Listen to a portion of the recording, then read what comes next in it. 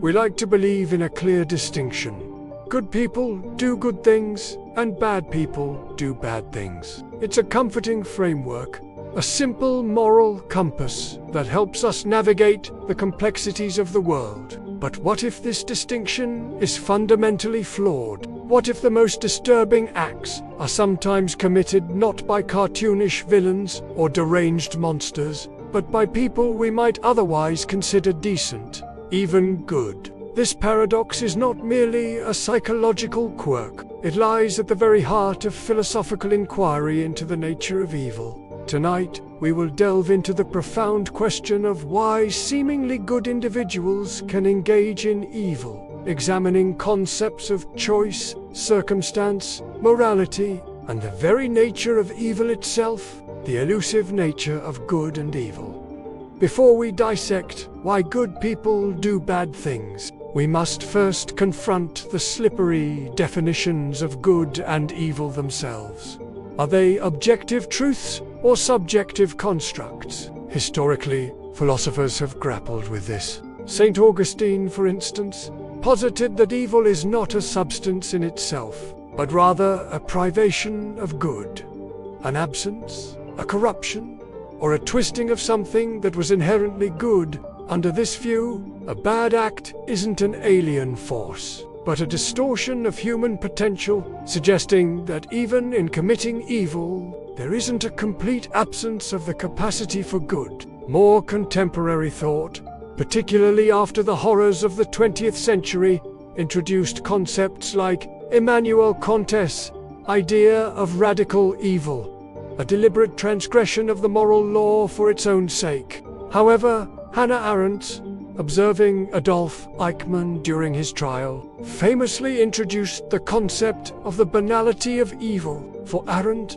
Eichmann wasn't a demonic figure, but a thoughtless bureaucrat, a man who simply failed to think, to judge, to empathize. This form of evil isn't monstrous in its maliciousness, but in its very ordinariness, its detachment, and its failure to acknowledge the humanity of others. This is a crucial distinction for understanding why good people might participate in atrocity. It is not always about grand, malevolent intent, but often about a shocking lack of it. Ultimately, most philosophical discussions acknowledge that good and evil are rarely discrete boxes. Rather, they exist on a continuum, with most individuals occupying the vast, often ambiguous, grey areas in between the system, the situation, and the slippery slope. One of the most profound insights into how seemingly good people can commit bad acts comes from social psychology experiments that have chilling philosophical implications.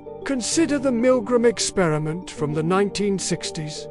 Ordinary individuals were instructed by an authority figure to administer increasingly severe electric shocks to a learner for incorrect answers. Despite hearing the learner's screams of protest, a significant number of participants continued to administer what they believed to be dangerous, even lethal, shocks. The overwhelming takeaway: the power of authority and systemic pressure can override deeply ingrained personal moral compasses. It forces us to ask how much of our goodness is contingent on our environment and the instructions we receive. Similarly, the infamous Stanford Prison Experiment showed how rapidly college students, assigned randomly to roles as guards or prisoners, adopted the behaviors associated with those roles. Guards became abusive and authoritarian, while prisoners became submissive and distressed.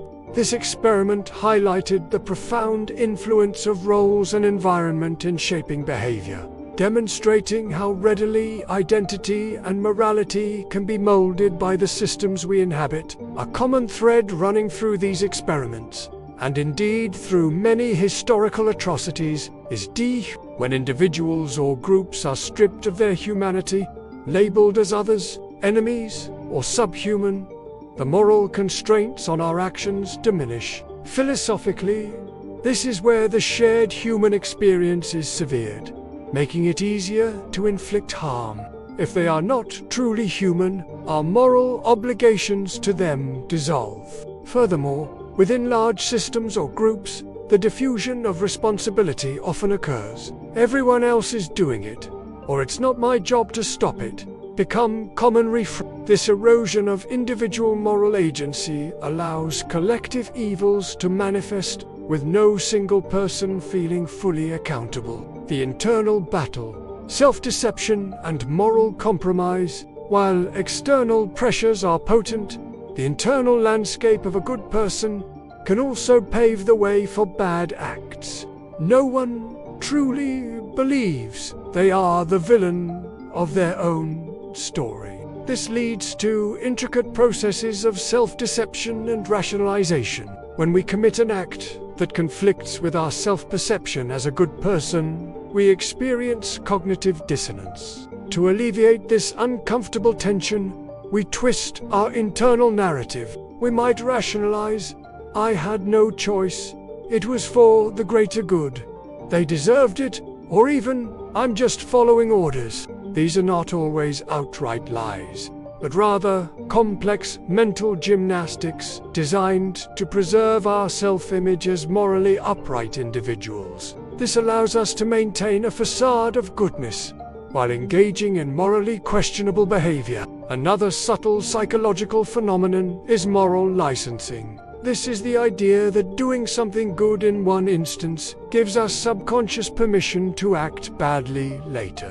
Perhaps we donate to charity and then feel entitled to be rude to a service worker or make a small unethical choice in business. Our brains, in a perverse form of moral accounting, balance the scales. Perhaps most insidious is the slippery slope or evil often doesn't arrive in one cataclysmic decision, but through a series of small, seemingly insignificant moral compromises. A small lie leads to a bigger one. A slight bending of the rules becomes a habit. A minor act of discrimination escalates. Each step, individually, might not feel like a descent into evil, but cumulatively, they pave the way for profound moral transgressions. This gradual habituation erodes our moral boundaries until what was once unthinkable becomes merely uncomfortable, then acceptable. Finally, we cannot ignore the raw power of fear and sometimes bad acts are driven by a deep-seated fear of ostracization, poverty, loss of status, or even physical harm. In moments of intense pressure, the instinct for survival can override deeply held moral principles. The philosophical question here is whether fear absolves moral responsibility, or merely explains it, leaving the moral culpability intact. Cultivating goodness in a complicated world, understanding why good people do bad things, is not about excusing evil. It is, instead, about recognizing its insidious nature, both in the world and within ourselves. It's a call to greater vigilance and the path forward, then, involves a conscious and continuous effort to cultivate goodness, awareness, and self-reflection.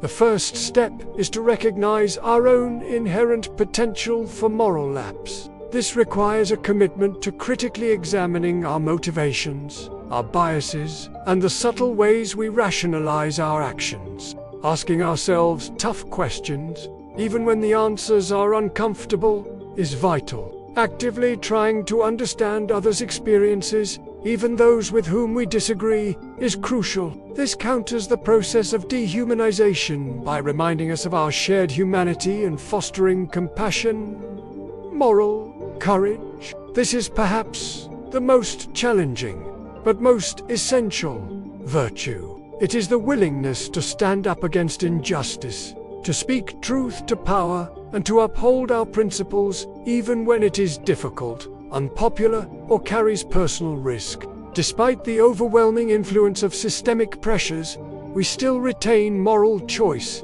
and it is in these moments of courage that our goodness is truly tested. Cultivating virtues. Beyond merely avoiding bad acts, we should strive to cultivate positive habits of character, integrity, compassion, justice, honesty, and wisdom. This Aristotelian approach focuses on developing a virtuous character that is less susceptible to external pressures and internal rationalizations.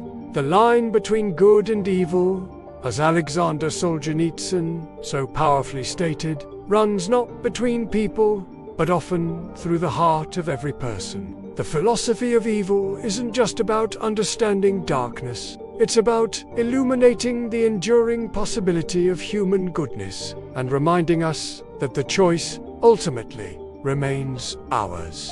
It compels us to ask not, are we good or bad, but how can we choose to be good, even when the world pulls us towards its shadows?